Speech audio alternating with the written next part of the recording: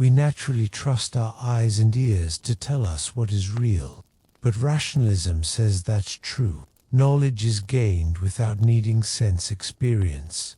This means that what you see and hear might not be the most reliable source for deep truths. It creates a big debate with another philosophy called empiricism, which we'll talk about later. So, if you're going to be a rationalist, you have to shift your trust from what's outside you to what's inside your mind. Understanding rationalism is super important because its focus on reason has hugely influenced how we think in the Western world. It's touched everything from how science works, to math, to what we consider right and wrong, and even how governments are set up. It's not just an old idea. Its principles still shape today's conversations about knowledge, reality, and what humans can achieve.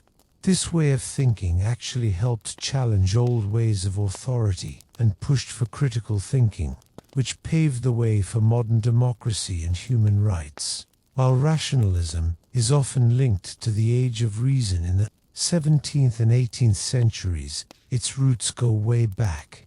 You can see hints of it in ancient Greek thinkers like Plato, Pythagoras, and Parmenides. They started focusing on logic and reason instead of myths or just what their senses told them.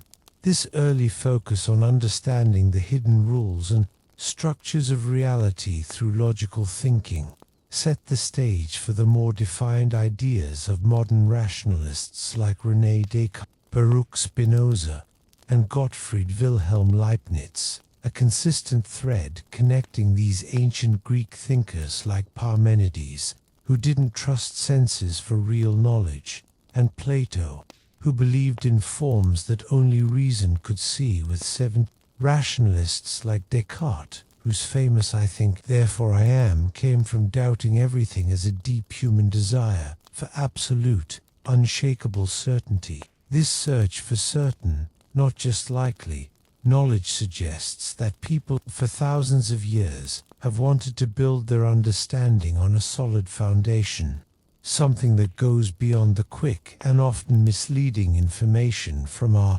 senses. This desire to get rid of doubt and find basic, undeniable truths is a common thread throughout rationalist ideas. So, rationalism isn't just a historical philosophy. It's a reflection of a basic human need to find stability and truth. In a world that often feels messy and uncertain, it's what has driven intellectual progress in science and philosophy. At the heart of rationalism is the strong belief that reason is the best tool for gaining knowledge and understanding the world. Rationalists argue that some truths can be known just by thinking, without needing any proof from the real world. Take math, for example, like the Pythagorean theorem a squared plus b equals c squared. You don't need to measure a million triangles to know it's always true. Your mind just gets it through logic. This kind of knowledge, which you have a priori meaning before experience, is seen by rationalists as more certain and trustworthy than anything you learn through your senses, which can sometimes fool you. The idea that knowledge from reason is more certain and reliable than knowledge from your senses sets up a clear ranking of what's valuable in terms of truth.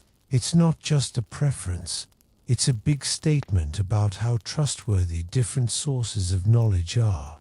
If your senses can be confused or mutilated, as Spinoza suggested, then relying on them for fundamental truths means you're accepting too much uncertainty. Reason, on the other hand, is seen as giving you clear and distinct ideas, Descartes' phrase, and necessary truths, Leibniz's emphasis, which are solid and undeniable. This is the philosophical backbone of the entire rationalist project, prioritizing abstract thought and logical consistency over direct observation. So, to truly embrace rationalism, you need to develop a deep, almost unshakable, trust in your own mind's abilities, even if what your senses tell you seems to contradict them. This fundamentally shifts where you find ultimate truth from the outside world to your inner rational mind. Many rationalists believe that certain knowledge, ideas, and truths are innate, meaning they're present in your mind from birth, existing a priori. These aren't necessarily fully formed thoughts when you're born, but more like inborn abilities to understand, or sleeping capacities that experience might wake up, but doesn't create. Common examples include basic math facts, rules of logic, and even big ideas like God or infinity. This idea of nativism is the opposite of the empiricist view that your mind is a blank slate, tabula rasa. Rationalists say your mind comes preloaded with foundational structures. The concept of innate ideas puts rationalism firmly on the nature side of the classic nature vs. nurture debate. If basic knowledge, concepts, and even how we perceive things are inborn, it suggests that human thinking has a built-in, perhaps genetic, aspect that goes beyond what any individual experiences. This has huge implications for how we learn, suggesting it's more about waking up dormant knowledge, as Plato believed. It also affects how we think about human development and whether everyone can understand certain universal truths. It implies that we can share certain experiences and truths because our minds are structured in a similar, inherent way, rather than being solely shaped by what happens to us. This suggests that the capacity for profound understanding and for grasping universal truths is not solely a product of one's environment or schooling, but rather stems from a deeper, inherent structure of the mind, indicating a universal intellectual endowment shared by all humans. Rationalists often use deductive reasoning as a main way to gain knowledge. This is like starting with a big, obvious rule and then using logic to figure out specific, necessary conclusions. Think of math or formal logic. You start with basic truths and then logically arrive at new ones without needing to check them against the real world. The truth isn't about what your senses tell you, but what your intellect and logic prove. This strict top-down approach is very different from inductive reasoning, which empiricists prefer. Inductive reasoning starts with specific observations and tries to build up to general conclusions. The strong reliance on deductive reasoning, and the claim that truth is intellectual and deductive, or simply logical consistency, strongly points to a coherence theory of truth. If knowledge is built logically from foundational, often inborn, principles, then something is true if it fits perfectly and consistently with all the other truths in that system. This means rationalists aren't just looking for isolated facts, but a complete, interconnected, and internally consistent system of knowledge where every truth supports and aligns with every other, creating a rationally ordered whole. The ultimate goal is a comprehensive philosophical system where contradictions are the sure sign of error. So, the rationalist journey is about building a magnificent, interconnected structure of knowledge, where the strength and validity of the whole building prove the truth of its individual parts. This pursuit of a perfectly organized system is a key feature of rationalist ambition. To be considered a true rationalist, a philosopher or system needs to agree with at least one of these three main ideas. The intuition-deduction idea. This says that some things like math, rules, or logic can be known directly by your mind, without needing to figure them out. Then, other truths can be logically figured out from these basic, self-evident ones. The innate knowledge idea. This claims that some knowledge is simply born with you. You don't learn it from experience. It's just built into your mind. The innate concept idea. This argues that certain basic ideas, like the idea of God, or what substance or infinity means, are in your mind from birth. not learned by seeing or touching things. Also, while not absolutely necessary to be a rationalist, many rationalists also believe that reason is essential or reason is superior. These ideas say that reason is absolutely vital for gaining any knowledge, and that it's better than other ways of knowing, like faith, tradition, or what your senses tell you. The fact that a philosopher can be called a rationalist by just agreeing with at least one of these three claims shows that rationalism isn't one strict rule, but more like a family of philosophical ideas. This allows for a lot of different approaches among rationalist thinkers. For example, one rationalist might focus mostly on innate concepts, while another might emphasize intuition and deduction, but both are still rationalists. This detail is important for understanding the unique contributions and differences among the main figures in the rationalist tradition. This means rationalism isn't a rigid set of rules, but a flexible way of thinking, united by a core trust in reason. This allows for a rich variety of interpretations, applications, and specific philosophical systems, rather than just one uniform set of beliefs. The intuition-deduction thesis holds that some truths are known directly by the mind through intuition, while others are logically derived from these basic truths through deduction, as seen in mathematics and logic, providing certain knowledge without relying on the senses. The innate knowledge thesis claims that certain truths or knowledge, such as universal moral rules or basic laws of logic, are present in the mind from birth, challenging the notion that the mind starts as a blank slate. The innate concept thesis suggests that fundamental ideas like God, substance, infinity, and cause and effect are built into the mind rather than learned from sensory experience, enabling abstract thought beyond observable reality. Additionally, some rationalist perspectives emphasize that reason is essential and superior, meaning it is necessary for any genuine knowledge and is more reliable than senses, faith, or tradition, ensuring the highest certainty in understanding.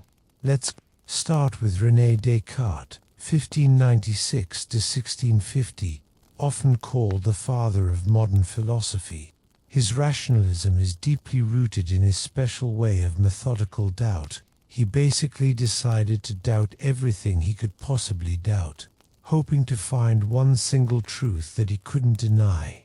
This intense process of doubting led him to his most famous and fundamental conclusion: "I think, therefore I am ergo sum," he wrote in his Meditations on First Philosophy. "At present, I am not admitting anything except what is necessarily true. I am, then, in the strict sense, only a thing that thinks. That is, I am a mind, or intelligence, or intellect, or reason, words whose meaning I have been ignorant of until now. But for all that, I am a thing which is real and which truly exists." He also made it clear that whatever is revealed to me by the natural light, for example, that from the fact that I am doubting it follows that I exist, and so on, cannot in any way be open to doubt. This was his first absolute certainty, a truth he grasped a priori just by thinking, without needing any sensory experience. It made the thinking self the absolute starting point for all other knowledge. Descartes believed that whatever I perceive very clearly and distinctly is true, setting a standard for truth based on how clear and distinct an idea was in his mind, not on what his senses told him. From this first certainty, Descartes went on to propose dualism, meaning there are two fundamentally different kinds of stuff in the world: the mind race cogitans, thinking stuff, and the body race extensive physical, extended stuff. For Descartes, you, as a thinking being, are essentially a mind, separate from your physical body. However, This idea of two separate things created a big philosophical puzzle. How could an immaterial mind possibly interact with or know physical things? Descartes sorted ideas into three types. Innate ideas, which are born with you and don't come from experience, like the idea of God, math, truths, or the very concept of substance. Adventitious ideas, which you get from your senses, like seeing a tree or hearing a sound. And fictitious ideas, which you make up in your imagination, like a unicorn. Descartes believed that only innate ideas were certainly valid, serving as the reliable foundation for true knowledge and helping to solve problems of doubt. He argued for the innate idea of God, saying, "By the word God, I understand a substance that is infinite, eternal, immutable, sick, independent, supremely intelligent, supremely powerful, and which created both myself and everything else, if anything else there be that exists." All these attributes are such that, the more carefully I concentrate on them, the less possible it seems that they could have originated from me alone. So from what has been said, it must be concluded that God necessarily exists. He also observed that the ideas in me are like pictures or sick images which can easily fall short of the perfection of the things from they are taken, but which cannot contain anything greater or more perfect. Descartes' idea of mind-body dualism, while clearly separating thought from physical things, accidentally created a huge philosophical problem, the problem of interaction. If the mind and body are completely different, how can one affect the other? This unsolved question wasn't a dead end for rationalism. Instead, it became a major driving force for later rationalist thinkers like Spinoza and Leibniz. Their unique systems, like Spinoza's idea of everything being one substance and Leibniz's pre-established harmony, can be seen, in part, as clever ways to solve or get around this problem Descartes left behind. This shows how philosophical challenges can lead to even more complex and detailed theories within a philosophical tradition. So, Descartes' lasting impact isn't just his foundational certainty and the shift to knowledge theory he started, but also the deep questions he left unanswered, which directly pushed the next generation of rationalists to build even more elaborate and unified systems of reality in their pursuit of comprehensive understanding.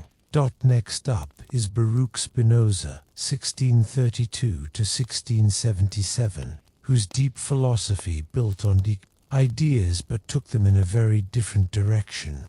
He's definitely a rationalist because he didn't value sense perception as a way to get knowledge.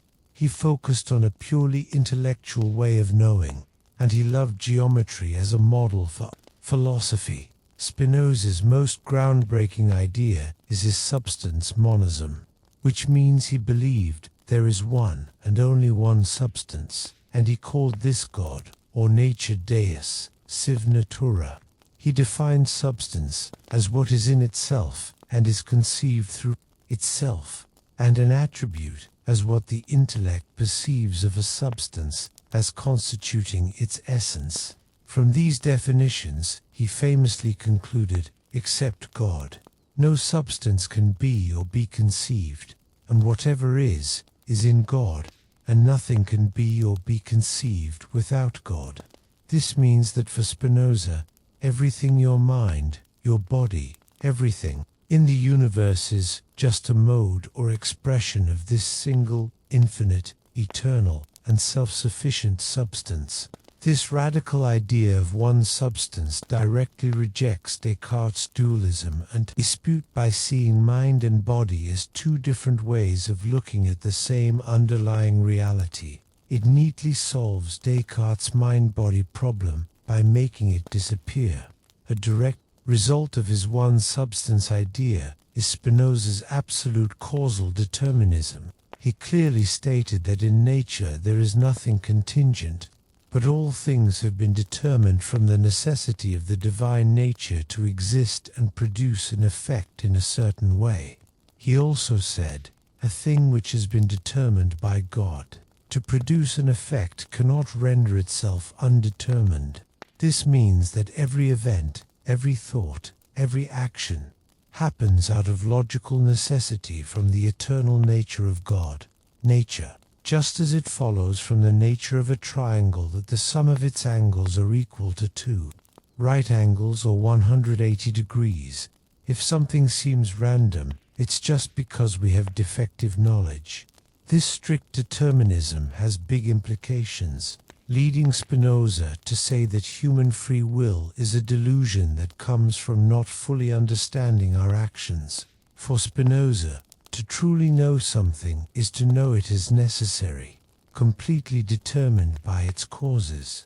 Spinoza famously wrote his main work, the Ethics, using a strict geometric method, just like Euclid's Elements, with definitions, axioms, propositions, and explanations. He puts forward a small number of definitions and axioms, from which he attempts to derive hundreds of propositions and corollaries. This highly structured, logical approach showed his belief that philosophical truths could be figured out with the same certainty as math problems, leading the mind to a purely intellectual way of knowing.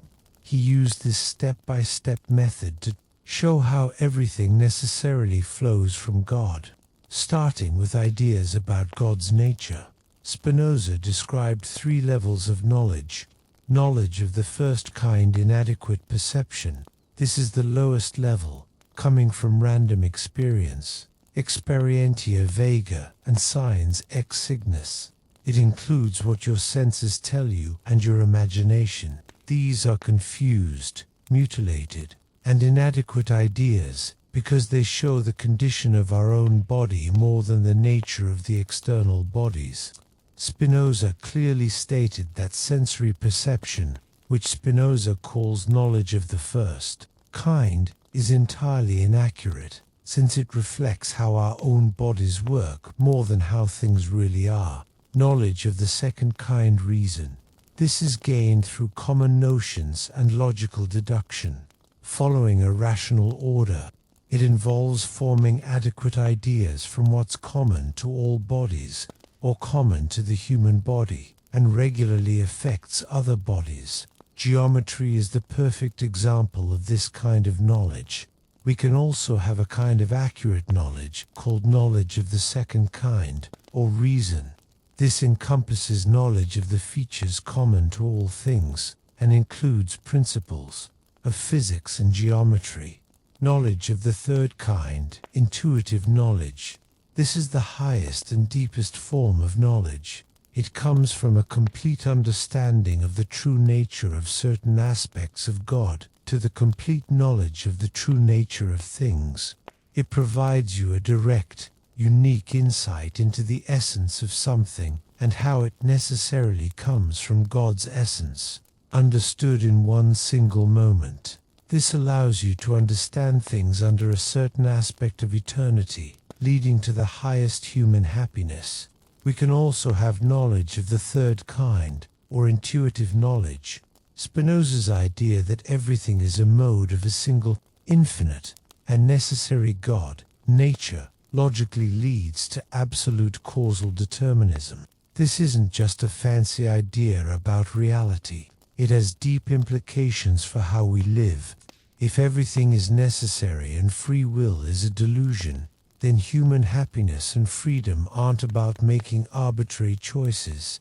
Instead, they must be found in rationally understanding and accepting this necessary order. Spinoza's ethics then become a rational pursuit of adequate ideas and knowledge of God as the highest good, leading to intellectual love of God. This changes the idea of freedom from an external ability to an internal, intellectual state of understanding what must be.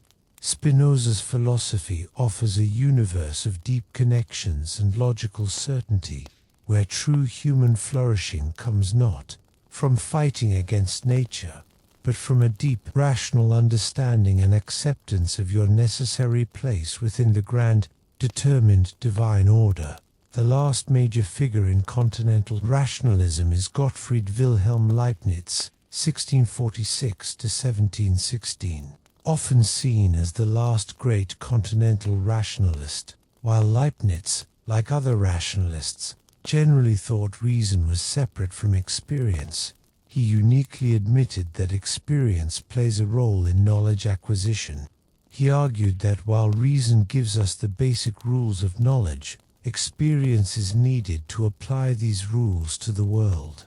Leibniz came up with the very original idea of monads. He described them as perfectly simple, indivisible, and indestructible substances that make up the fundamental reality of the universe. He said, "The monad, about which we shall speak here, is nothing other than a simple substance which enters into compounds, simple meaning without parts. There are an infinite number of these monads, and each one is like a mirror of the universe, reflecting the entire cosmos from its own unique, internal viewpoint." He noted that each monad represents the world in some way, and that it is as if there were as many different universes as there are monads. A key thing about monads is that they are causally and perceptually isolated. They don't directly interact with each other at all. Being windowless, Leibniz strongly believed in the principle of sufficient reason, a core idea in his philosophy, which states that everything must have a reason or cause for its existence. He thought it was an essential, inborn rule of rationality, that there is nothing without a reason, or nothing unintelligible happens. This implies that there is always a logical explanation for why things are the way they are, even if we don't immediately see it. This principle supports the rationalist belief in a universe that's logically ordered. He also talked about the principle of contradiction, by which we judge false that which involves a contradiction, and true that which is opposed or contradictory to the false. This principle even applies to God's creation, as Leibniz argued, as there is an infinity of possible universes in the ideas of God, and as only one of them can exist, there must be a sufficient reason for God's choice, which determines him toward one rather than another.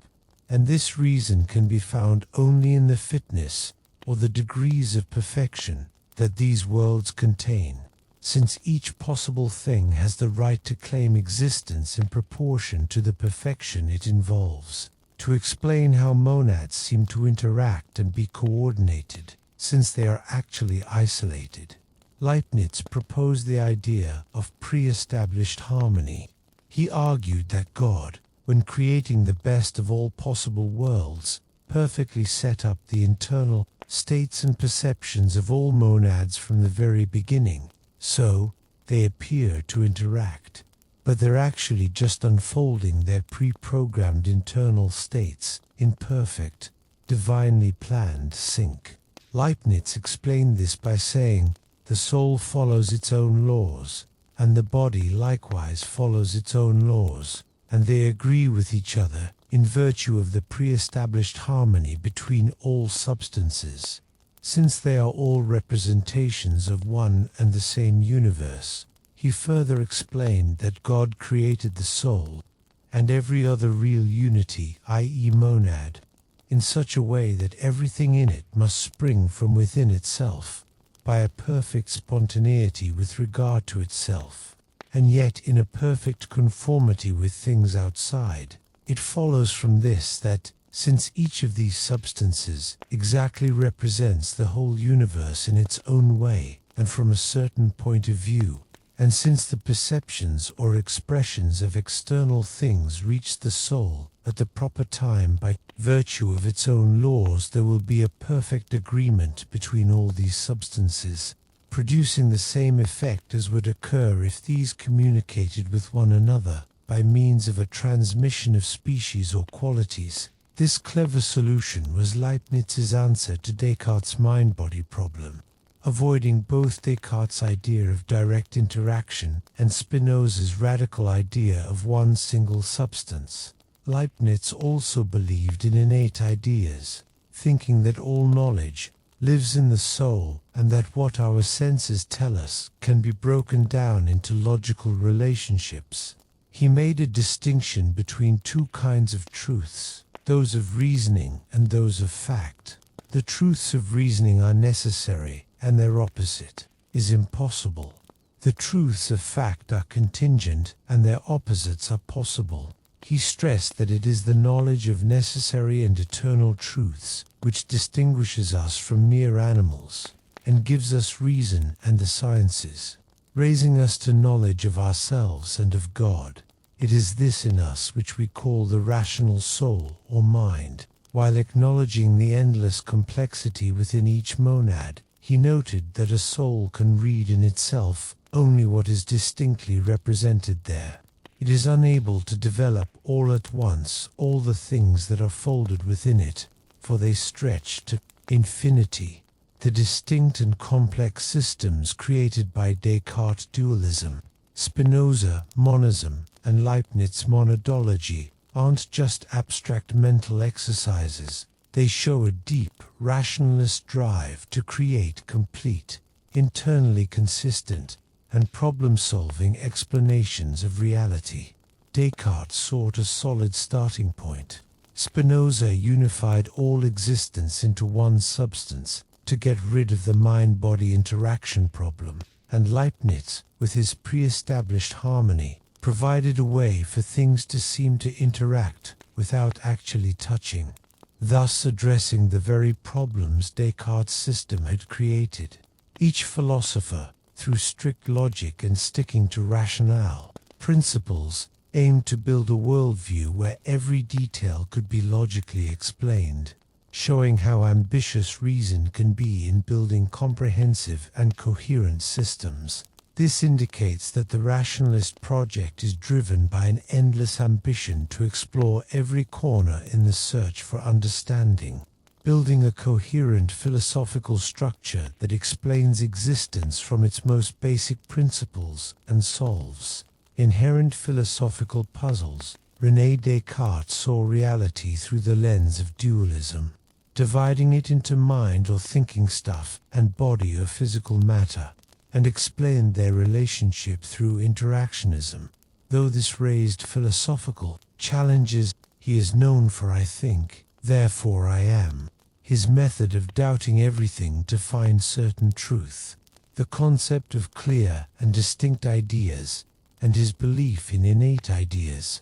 Baruch Spinoza rejected dualism in favor of monism, holding that there is only one infinite substance, God, or nature, of which everything is a part, and described the mind-body relationship through causal parallelism, where mind and body are two perspectives on the same reality without direct interaction. His contributions include the geometric method, the view that everything is determined, his classification of three kinds of knowledge, and the idea of loving God through intellect. Gottfried Wilhelm Leibniz took a pluralist view, seeing reality as composed of infinite, simple, isolated monads, with their apparent interaction explained by pre-established harmony, in which God synchronizes all monads from the beginning. He emphasized that everything has a reason, argued that this is the best possible world, affirmed the existence of innate ideas as hidden potential, and stressed that activity is central to reality. Rationalism didn't just appear out of nowhere. It grew and changed while constantly arguing with empiricism. Empiricists basically say that all our ideas and knowledge come from sense experience. For them, you learn mostly by observing and experimenting, and reason just helps you process that experience. This core disagreement is one of the biggest debates in modern philosophy. John Locke, 1632–1704, a major empiricist thinker, famously came up with the idea of the tabula rasa, or blank slate.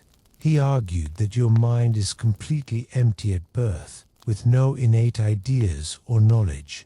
All ideas, according to Locke, come from sensation or reflection, meaning from what your senses tell you about the outside world, or from thinking about your own mental processes. This directly challenges the rationalist belief in innate ideas, saying that all knowledge is learned a posteriori, meaning after experience. The main point of disagreement between rationalism and empiricism is their opposite views on where knowledge comes from. Rationalists say there are innate ideas and a priori knowledge, suggesting some knowledge exists before or without experience. Empiricists, on the other hand, insist that all knowledge ultimately comes from sensory experience a posteriori, seeing the mind as a blank slate. This isn't just a small difference in words, it leads to completely different ways of figuring out what's true.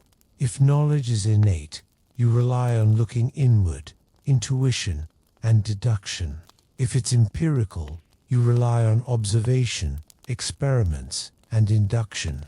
This fundamental divergence shapes their ideas about how certain knowledge can be, what humans can understand, and even the very nature of reality. So, choosing between these two philosophies fundamentally changes how you approach the world, how you decide what's true, and what methods you trust for gaining knowledge. David Hume, 1711 to 1776. Another important empiricist, pushed empiricism to its most skeptical limits. He argued that even ideas we intuitively feel are necessary, like cause and effect, are just things we learn from seeing them happen over and over again, leading to habits or psychological connections, not a necessary link understood by reason. Hume's questioning of causation and his general doubt about whether we can know anything beyond immediate sensory impressions further challenged the rationalists' confidence in reason's ability to grasp fundamental, universal truths about the world without relying on experience. Rationalism and empiricism differ in their views on the source and nature of knowledge. Rationalism holds that reason and logic are the primary sources of knowledge, supports the existence of innate ideas and concepts that can be known before experience, and relies mainly on deductive reasoning, deriving specific conclusions from general principles. It sees knowledge from reason as certain, necessary, and highly reliable. With mathematics, formal logic, metaphysical ideas, and ethics as its best examples, empiricism, by contrast, grounds knowledge in sensory experience and experimentation, rejects innate ideas in favor of the mind as a blank slate, and relies primarily on inductive reasoning, deriving general rules from specific observations. It views knowledge as uncertain and always subject to revision with new evidence, with experimental science, everyday observations, and psychology serving as prime examples. The ongoing debate between rationalism and empiricism found a deep and important attempt at a solution in the philosophy of Immanuel Kant, 1724 to 1804. Kant's transcendental idealism tried to bridge the gap between these two seemingly opposite positions. He famously argued that while all knowledge begins with experience, an empiricist idea, it doesn't come entirely from experience, a rationalist idea. For Kant, your mind actively organizes and makes sense of what your senses tell you, using built-in a priori concepts or ways of understanding. These innate mental structures are necessary for any experience to make sense to you. While trying to combine these ideas, Kant also strongly criticized traditional rationalism, especially its grand claims about reality. He argued that reasoning has strict limits and cannot give us knowledge of God or a world beyond the senses, what he called pneumona, or things in themselves. When reason tries to go beyond what can be experienced in guess about ultimate realities that can't be proven by observation, it always ends up in contradiction and confusion. Kant's critique of rationalist ideas about reality marks a crucial turning point in philosophy. Earlier rationalists, Descartes, Spinoza, Leibniz, used pure reason to build huge, complete systems about the true nature of reality itself. For example, substance, God, monads. Kant, however, argued that reason's proper job is limited to the conditions of what can be experienced, that is, how knowledge of the world can possibly be formed, given how the human mind is structured. He shifted the philosophical focus from what reality is in itself to how it can possibly be known. This implies that the rationalist pursuit of absolute truth about reality, without any input from experience, was fundamentally mistaken or went beyond what human reason could properly do.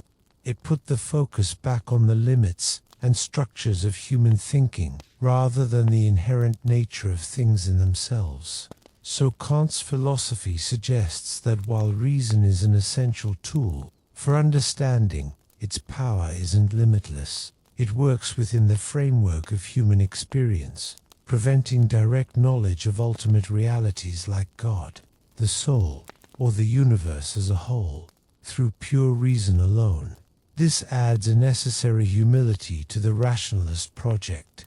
Later philosophical movements, especially existentialism and phenomenology, strongly challenged the rationalist focus on abstract reason. These ways of thinking argued that rationalism often ignored the richness, complexity, and unique details of lived experience, Lebenswelt, human feelings, emotions, and the real-life situations of human existence. Instead, rationalism favored detached, universal, and abstract reason. They emphasized that to understand human existence, you have to deal with its random, irrational, and often absurd parts, which can't be fully captured by logical categories. Postmodern thinkers launched an even more radical critique of rationalism, arguing that rationality had no firm foundations and was just one story among others. They fundamentally questioned the rationalist belief in objective truth, universal reason, and the possibility of a single, unified understanding of the world. For postmodernists, what are considered facts or rationality are often built through values and perceptions, or, more critically, serve as a tool of power. This perspective suggests that the Enlightenment project, with its focus on universal reason, might have accidentally helped impose certain cultural or social norms as universally rational. Postmodern critiques represent a profound shift from internal philosophical debates about the nature of knowledge to external, often social and political, critiques of rationality itself. By arguing that rationality is one narrative among others, or a vehicle of power, they imply that the rationalist project, far from being a neutral search for objective truth, might be inherently biased, culturally specific, or serve particular interests. This perspective makes reason relative, suggesting that its claims to universality are questionable, and that facts are always constructed through values and perceptions. This fundamentally challenges the very idea of a single subject, objective truth, accessible through pure, unadulterated reason, forcing us to consider the social and historical contexts in which reason is defined and applied. This means that the postmodern viewpoint forces you to critically examine the origins, assumptions, and potential biases of your own rational ways of thinking. It suggests that even the most rigorous logical systems might be influenced by hidden, unexamined, cultural, historical, or power structures, urging a more nuanced and context-aware approach to knowledge. Other important thinkers include Friedrich Nietzsche, 1844 to 1900, who strongly criticized rationality when it led to ignoring or suppressing emotions and the broader human experience. He argued that it's impossible to separate pure reason from our animal nature, suggesting that too much rationality could lead to denying who we really are and a diminished sense of humanity. Nietzsche's work encourages us to think about the vital role of non-rational elements in living a full life and making decisions. Karl Popper, 1902 to 1994, with his idea of critical rationalism, offered a different kind of challenge, especially to what he called uncritical or comprehensive rationalism. He criticized the traditional rationalist demand that only what can be proved by reason and/or experience should be accepted. Popper argued that no scientific theory can be definitively proven or justified. Instead, knowledge grows by disproving theories. For him, the scientific method is about making bold guesses and then rigorously trying to prove them wrong, rather than seeking absolute proof. This implies that even within a framework that values reason, the search for absolute, positive proof can be problematic, and that focusing on what can be tested and disproven is better for the growth of knowledge. The criticisms from Nietzsche and Popper demonstrate that rationality itself isn't a fixed or universally agreed upon concept, even among those who value reason. Nietzsche points out the limits of pure reason when it's separated from the full range of human experience and emotion, advocating for a more complete view of human nature that includes the irrational parts. Popper, on the other hand, criticizes the justification aspect of traditional rationalism, proposing a dynamic falsification-based model of knowledge growth that moves beyond the quest for absolute proof. These internal critiques show a continuous process of refining, redefining, and self-correcting within the broader intellectual tradition that values reason, preventing it from becoming rigid. This indicates that the concept of rationality isn't a finished product but an evolving idea, constantly being re-evaluated and refined, even by its supporters, to address its own limitations, biases, and practical applications in the pursuit of knowledge and a meaningful life. Despite all the criticisms and challenges it has faced, rationalism has left a permanent mark on many areas, profoundly shaping the modern world and how we think. Focus on reason, logical deduction, and the belief that reality has an inherently logical structure was absolutely vital for the rise of scientific inquiry in the 16th and 17th centuries. It helped develop the scientific method, which emphasizes forming hypotheses based on reason, conducting systematic observations and experiments, and proving theories with real-world evidence. Thinkers like Galileo Galilei and Johannes Kepler, while they observed things empirically, worked within a rationalist framework that believed the universe could be understood through underlying mathematical rules and laws. The independent development of calculus by Isaac Newton and Gottfried Leibniz further shows the power of rationalist thinking in advancing mathematical knowledge.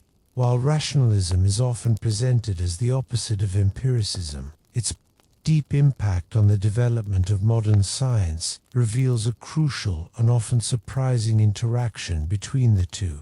The scientific method, as described, clearly includes key rationalist ideas like forming hypotheses based on reason and logically predicting outcomes.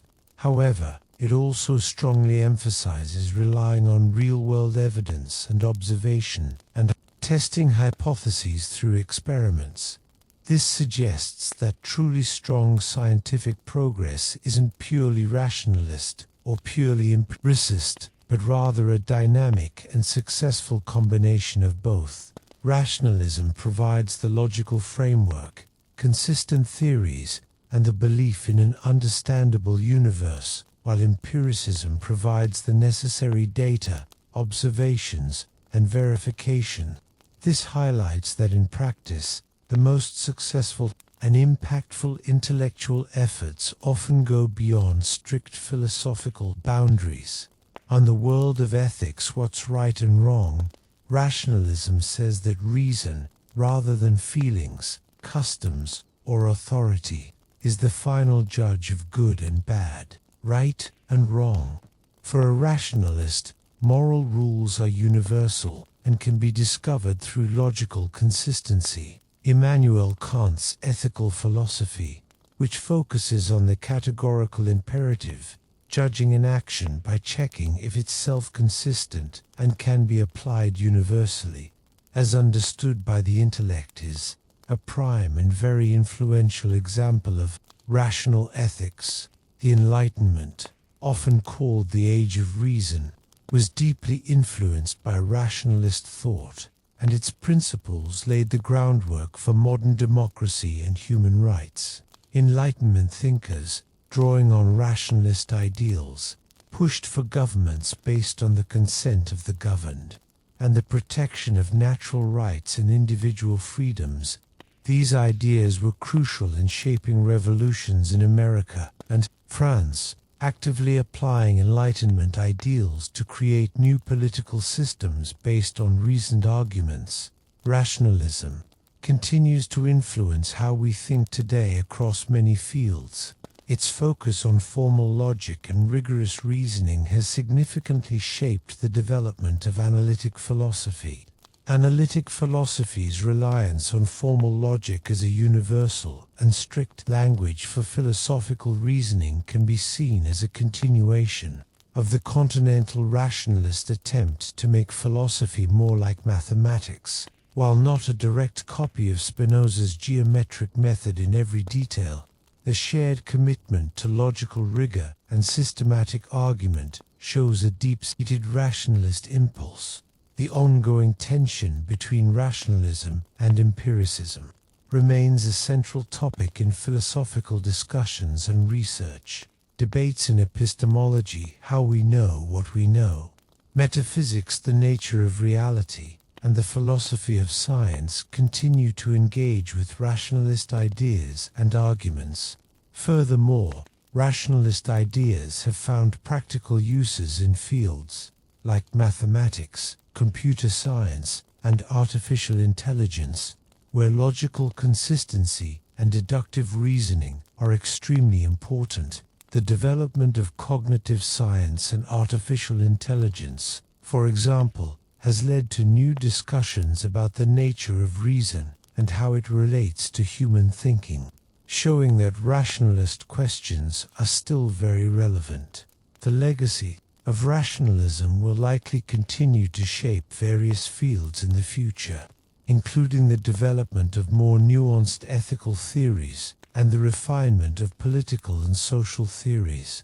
Combining rationalist insights with other philosophical perspectives, rationalism is a fundamental part of Western philosophy, arguing that reason is the main way to find and prove knowledge. This report has explored its core ideas, including the belief that truths can be understood without sensory experience, the idea of innate knowledge, knowledge you're born with, and the reliance on logical deduction to build certain and reliable systems of understanding.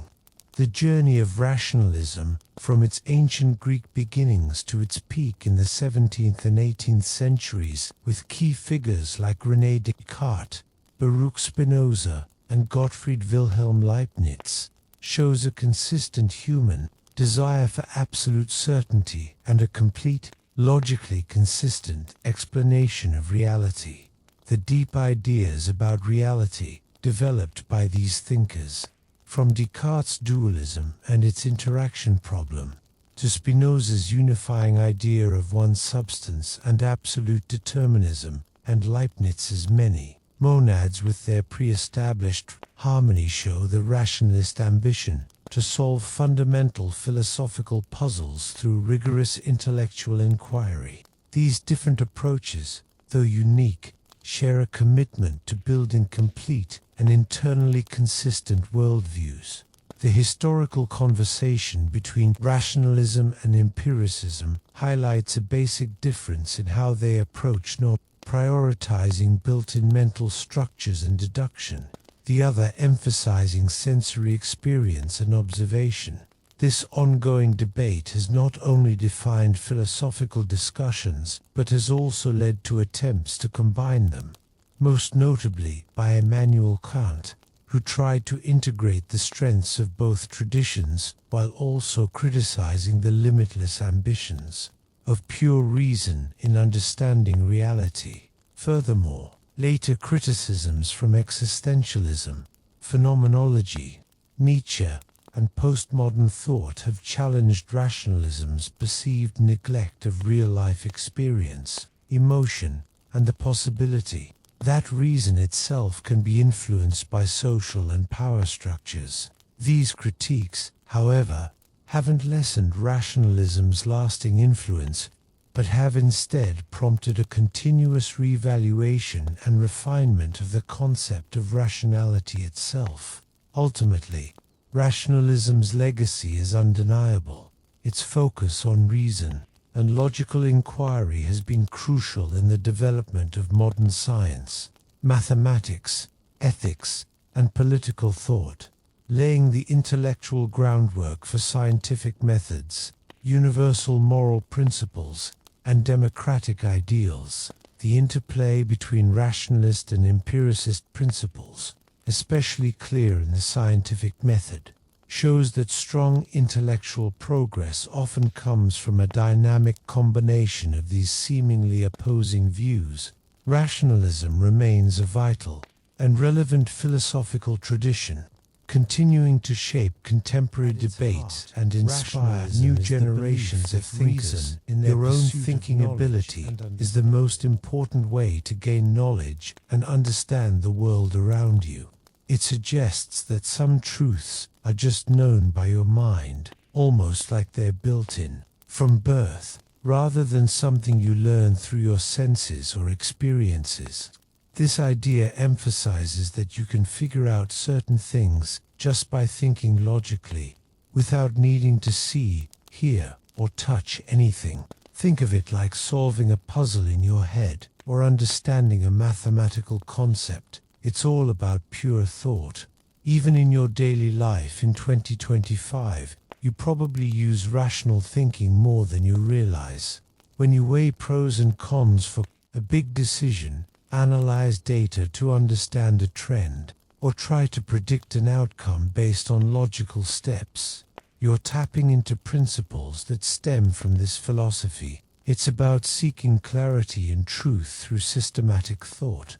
This enduring nature of thinking based on reason, and the idea that some knowledge might be innate, suggests a fundamental way humans approach understanding the world. It's almost like our brains are wired to seek out these foundational truths and logical coherence, which is probably why this way of thinking has stuck around for so long and adapted to so many new challenges, offering a structured method for problem solving that goes beyond just what we observe. You see, this way of thinking isn't new at all. It actually goes way back to ancient Greece.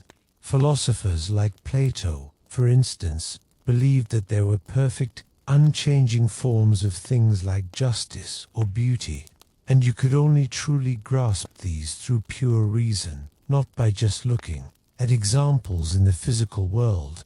Aristotle also emphasized reason, even if he leaned more towards observing the world. But rationalism really took off and became a distinct philosophical movement in the 17th and 18th centuries, during a period known as the Enlightenment.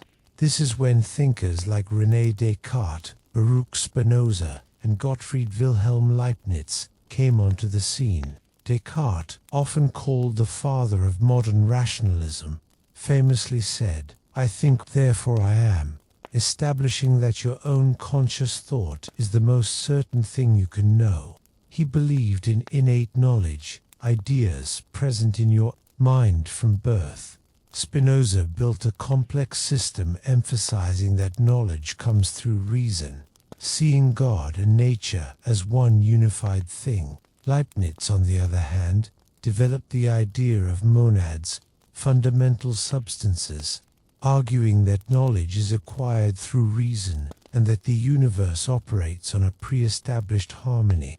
These thinkers really pushed the idea that you could deductively derive all possible knowledge from basic, foundational principles, much like how geometry works. While they acknowledged it's hard for humans to do this in practice for everything, they believed it was possible in principle, especially in areas like mathematics. It's important to remember that during this time, rationalism was often seen, in contrast to another big philosophical idea called empiricism.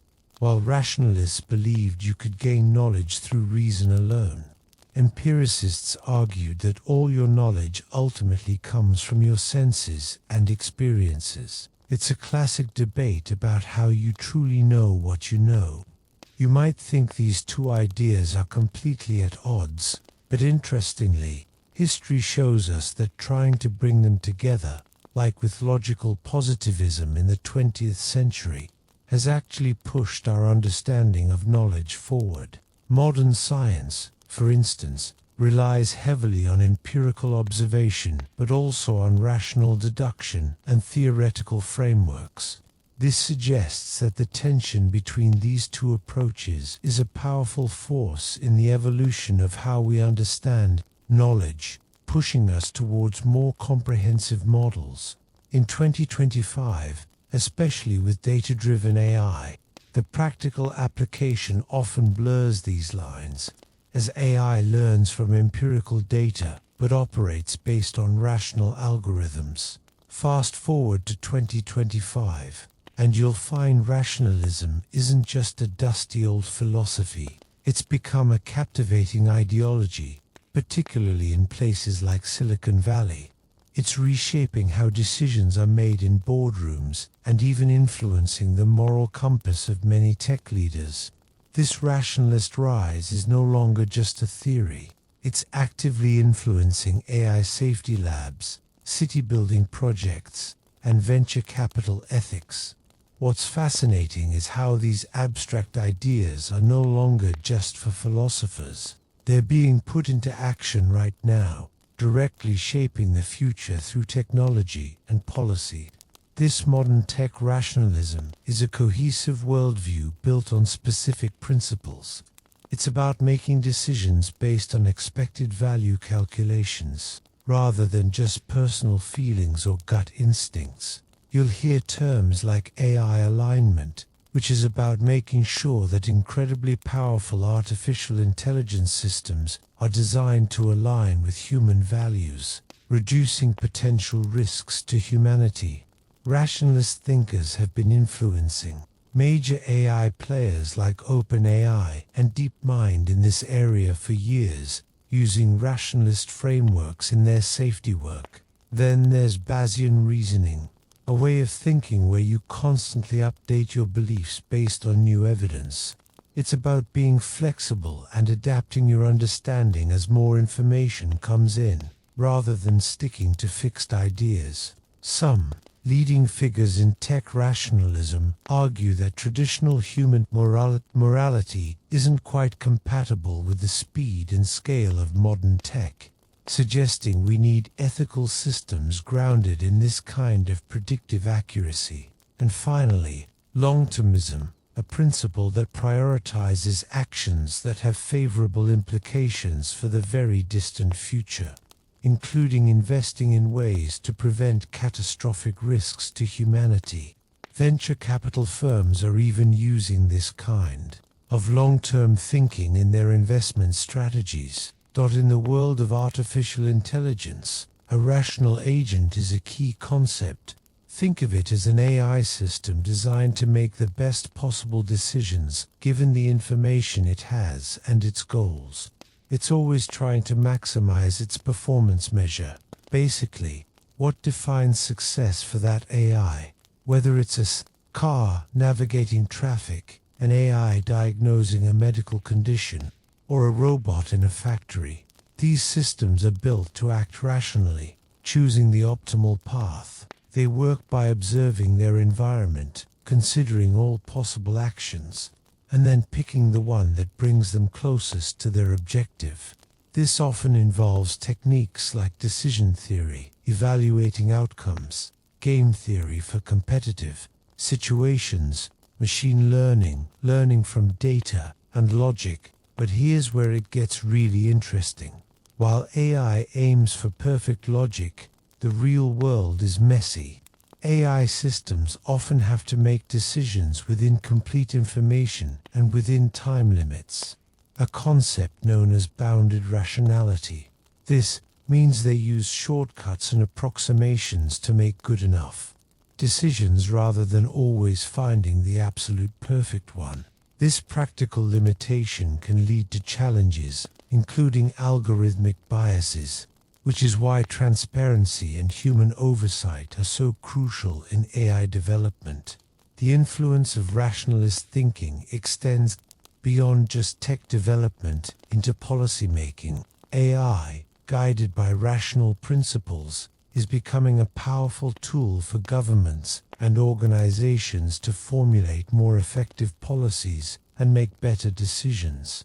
For example, AI can analyze vast amounts of data to detect public health risks, like unusual illness patterns, or predict the impact of economic policies, such as tax changes. It offers efficiency and evidence-based insights, helping policymakers understand trends and estimate the costs and benefits of different options. While the push for rationalism in tech brings exciting possibilities, it also faces significant criticism. Some worry that this culture can become intellectually exclusive, alienating people who aren't specialists or don't share the same technical way of thinking. There are also concerns that prioritizing long-termist funding strategies might give too much moral authority to an already powerful tech elite. Critics point out that while rationalists might focus on catastrophic risks in terms of probabilities and optimization, they might miss the immediate, pressing moral urgency felt by communities already in crisis. It can sometimes seem detached from real-world social contexts. This brings up an important point. When you rely solely on pure logic and quantifiable frameworks, you might inadvertently overlook qualitative human experiences, social nuances, and immediate emotional needs. This suggests that purely rational approaches, while efficient for certain problems, may not always be sufficient or beneficial when dealing with the inherent complexities and values of human society. You might wonder, where do emotions and intuition fit into all this? Traditionally, emotions have often been seen as the opposite of reason, something that distorts clear thinking. And yes, they can be disabling, but it's not that simple. Emotions can actually help rational decision-making by directing your attention to certain important thoughts and away from others. They can provide quick heuristics, mental shortcuts to solve problems, and they contribute richly to social interactions, helping you anticipate others' intentions or feel empathy. The idea that your capacity to use emotions for decisions has evolved over time suggests they have their own kind of reasons.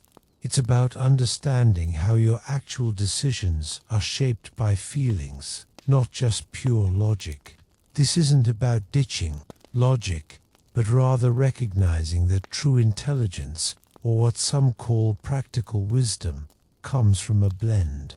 This leads to a more holistic view, the concept of practical wisdom.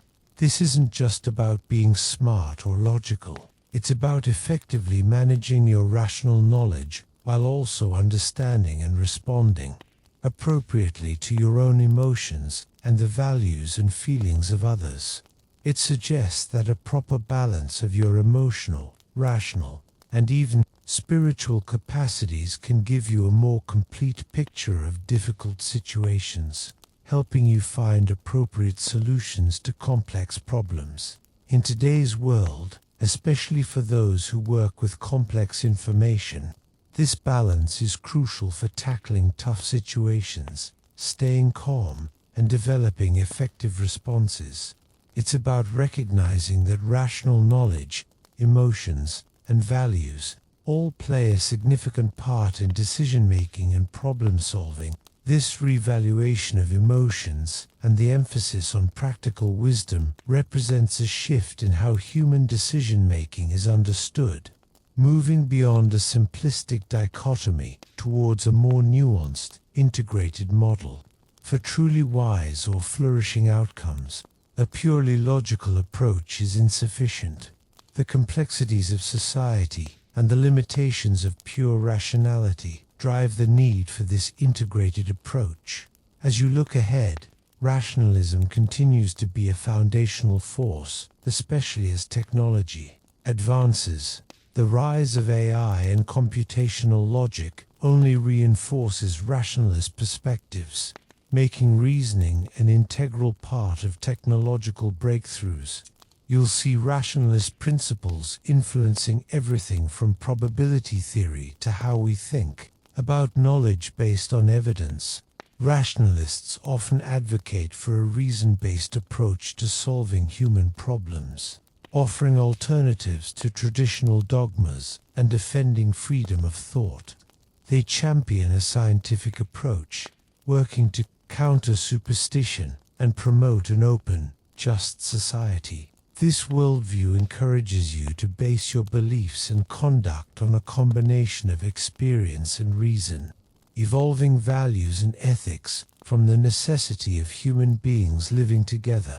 It's like rationalism itself is growing, becoming less about just knowing things and more about actively solving the world's biggest challenges, often blending with ideas that focus on practical uses and successful actions. This evolution means that rationalism's future relevance will be increasingly tied to its ability to provide actionable, ethical frameworks for navigating complex societal and technological challenges, requiring it to remain flexible and adaptable.